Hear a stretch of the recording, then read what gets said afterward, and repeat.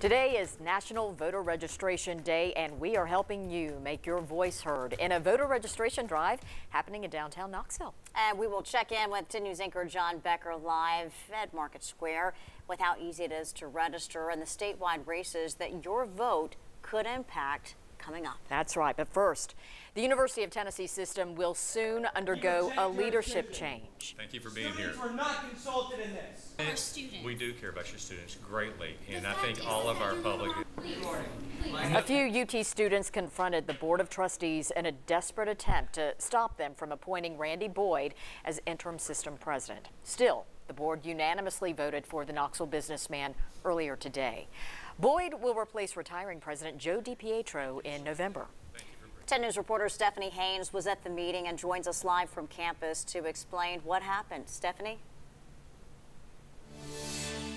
Well, Robin and Beth, this was a very tense meeting, and a few students interrupted and started yelling at the board, but that certainly didn't stop the board from unanimously voting in Randy Boyd, and it also didn't stop Boyd from giving us his first look at his vision for UT. We reject your decision. A few UT students lashed out at the Board of Trustees, desperately trying to stop them from voting in Randy Boyd as UT Systems president. Please take a look at these. Today, we're in the midst. We do care about your students greatly.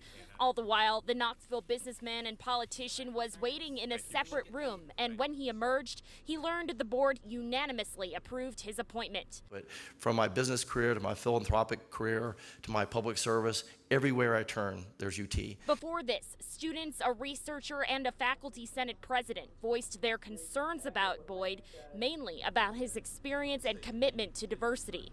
Hiring Randy Boyd would be disastrous for UT's political climate. We need someone who will bring us together and prioritize all students. Words and deeds must show that vol means all, y'all. But the board, a student, Representative Jimmy Matlock, and current systems president Joe DiPietro spoke highly of him. I have confidence in him, and I will absolutely do everything I can to make sure he gets a good start. Boyd plans to get strong leadership to succeed him at UT, and also work on brand, inter-campus relationships, talent development, and preparing a new strategic plan. He said the next few months will include many visits to the campuses and lots of listening.